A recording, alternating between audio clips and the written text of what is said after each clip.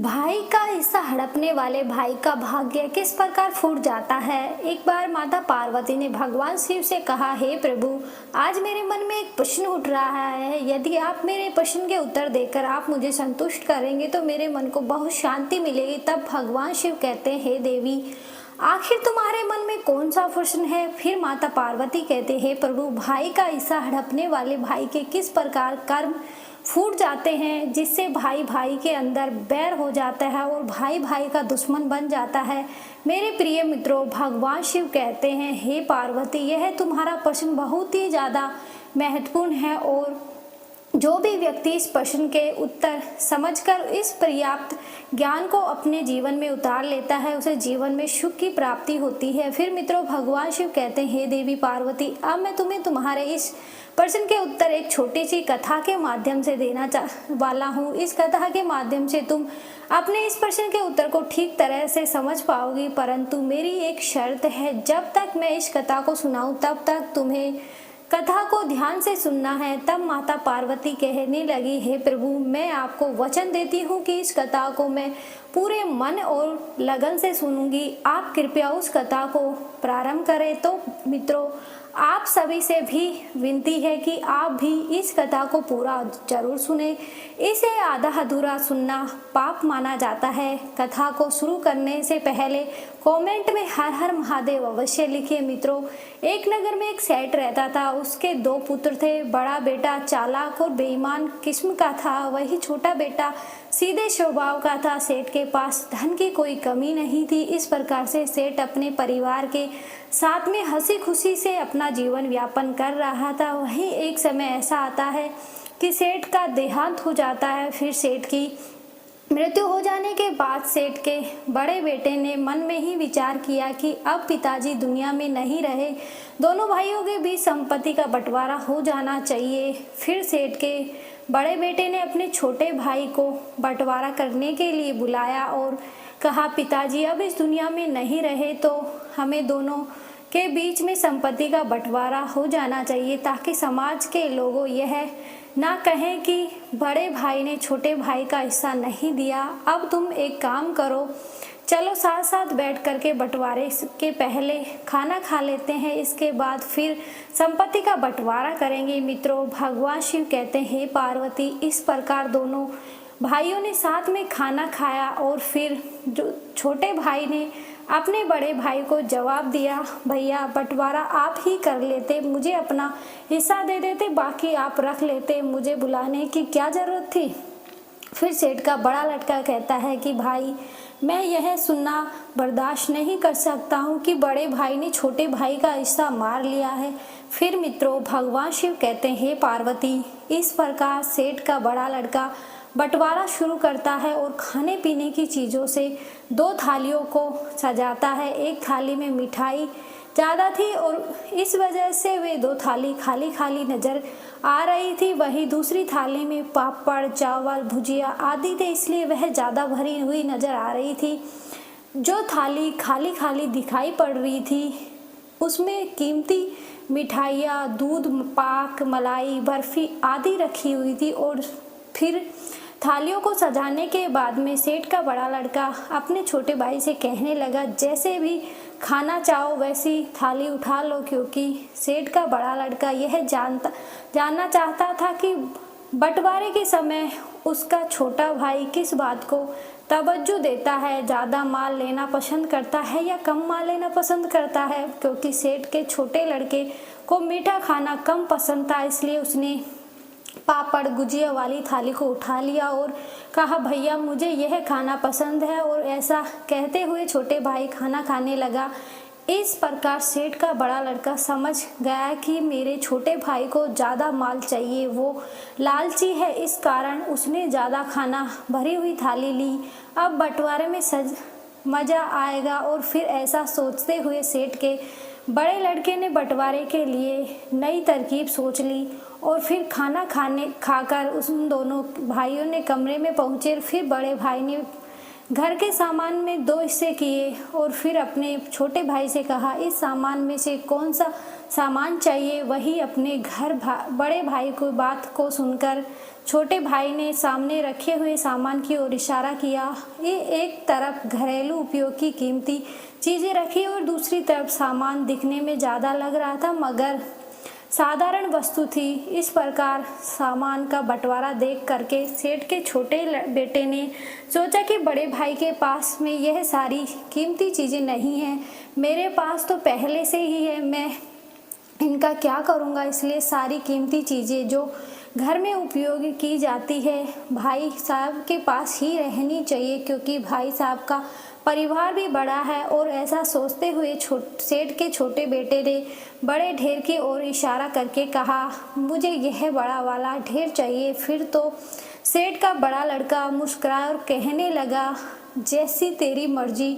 फिर तू मत कहना कि बड़े भाई ने बंटवारा ठीक से नहीं किया। और फिर सेठ का बड़ा लड़का अपनी चतुराई पर मंद मंद मुस्कुराने लगा। वहीं सेठ का बड़ा बेटा तो यह समझ रहा था कि मैं अपनी छोटे भाई की बेईमानी करके इसे पागल बना रहा हूँ, क्योंकि वह जानता था कि उसे ज़्यादा कीमती सामान प्राप्त हुआ है। इधर छोटा भाई इसलिए खुश था कि बड़े भाई का परिवार बड़ा है और वह अपने बड़े भाई की मदद कर रहा है।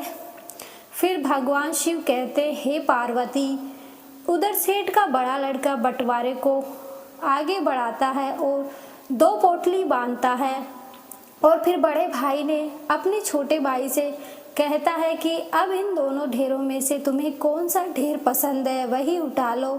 इन दोनों पोटलियों में माता जी के जेवर है।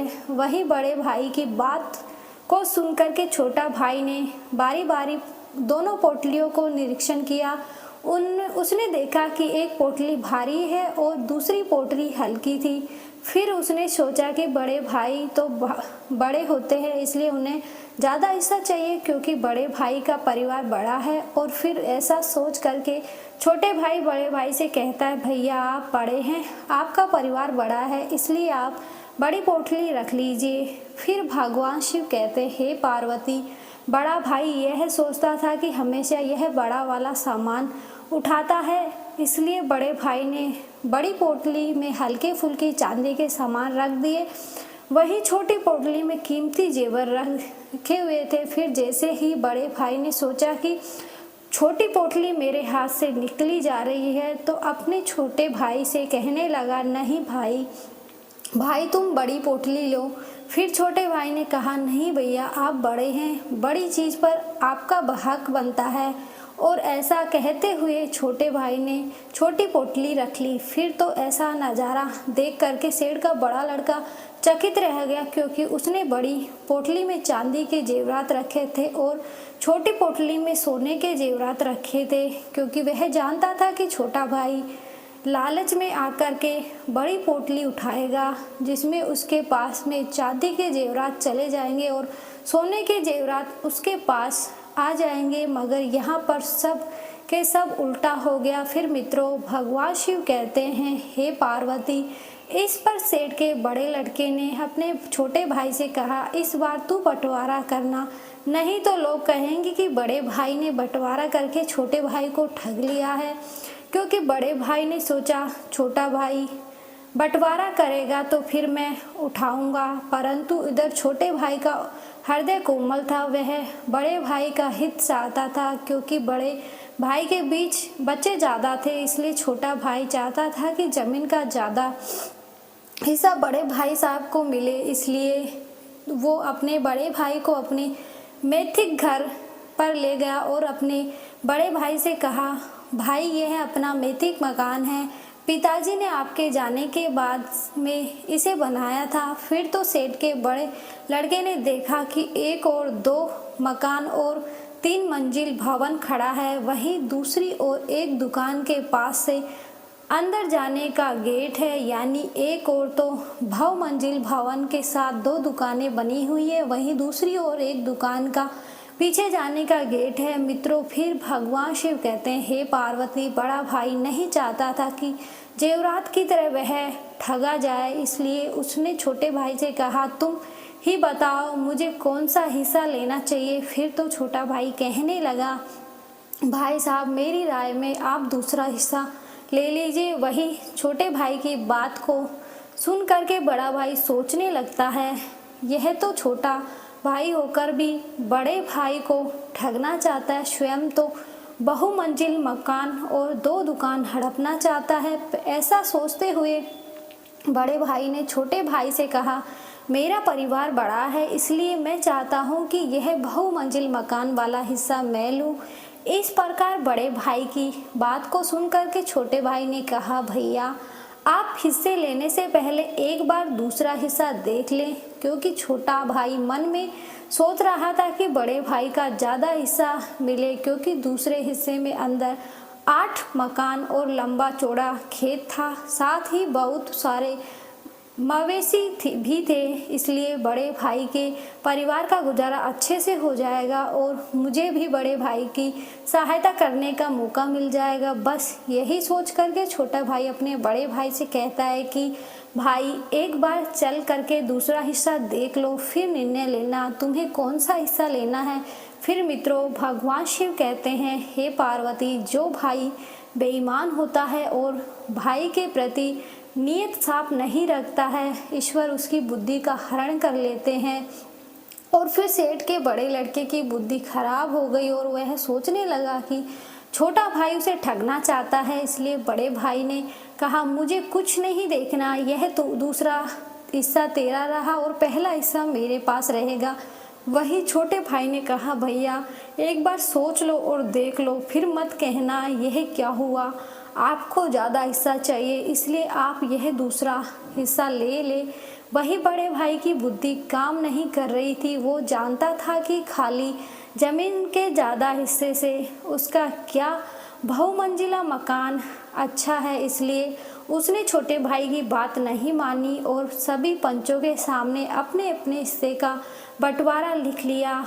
फिर बंटवारा हो जाने के बाद में छोटे भाई ने बड़े भाई से कहा, आपको तो 2 मंजिल मकान मिल गया है, अब आप एक बार मेरा भी मकान वाला हिस्सा देख लो। और फिर ऐसा कह करके छोटा भाई बड़े भाई को अपना हिस्सा दिखाने के लिए दुकान के पास वाले गेट से अंदर गया। आगे छोटा भाई था, पीछे पीछे बड़ा भाई चल रहा था। फिर जैसे ही बड़ा भाई गेट के अंदर गया, उसे गेट के पीछे लंबा चौड़ा खेत नजर आया। सामने की तरफ 8 भवन बने हुए थे, कई मवेशी भी चर रहे थे। फिर तो ऐसा नज़ारा देख करके बड़ा भाई दंग रह गया और अपने छोटे भाई से कहने लगा, यह हिस्सा पिताजी ने कब खरीदा। तब छोटा भाई कहने लगा, भैया आपके जाने के बाद में पिताजी ने इसे खरीदा था, इसलिए तो मैं आपसे बार बार कह रहा था कि आप बड़े हैं, आपको बड़ा हिस्सा चाहिए, मगर आप नहीं माने। फिर मित्रों भगवान शिव कहते हैं, हे पार्वती, आखिरकार बड़ा भाई क्या कर सकता था, क्योंकि बंटवारा तो हो चुका था। और फिर छोटे भाई के महल को देख करके बड़े भाई का एकदम से दिल का दौरा पड़ता है और उसकी मृत्यु हो जाती है। इसलिए कभी भी भाई के हिस्से की बेईमानी नहीं करनी चाहिए और जो भाई के हिस्से की बेईमानी करते हैं उनका हालत सेठ के बड़े बेटे की तरह ही होता है। मित्रों किसी ने सच कहा है, बाप बड़ा ना भैया, सबसे बड़ा रुपया। यह आज से नहीं, यह कहावत तो पहले से ही चली आ रही है। इसलिए मित्रों भाई से हमेशा प्यार करना चाहिए, क्योंकि भाई जैसी चीज़ दुनिया में दूसरी कोई नहीं है। कहते हैं ना, जिस घर में भाई भाई का प्यार बना रहता है वह घर स्वर्ग बना जाता है। इसलिए मित्रों हमेशा भाई के साथ मिलकर रहना चाहिए। तो मित्रों मैं आशा करती हूँ कि आपको यह कथा पसंद आई होगी, और यदि इस चैनल पर नए हैं तो चैनल को सब्सक्राइब कर वीडियो को लाइक शेयर जरूर करें। धन्यवाद।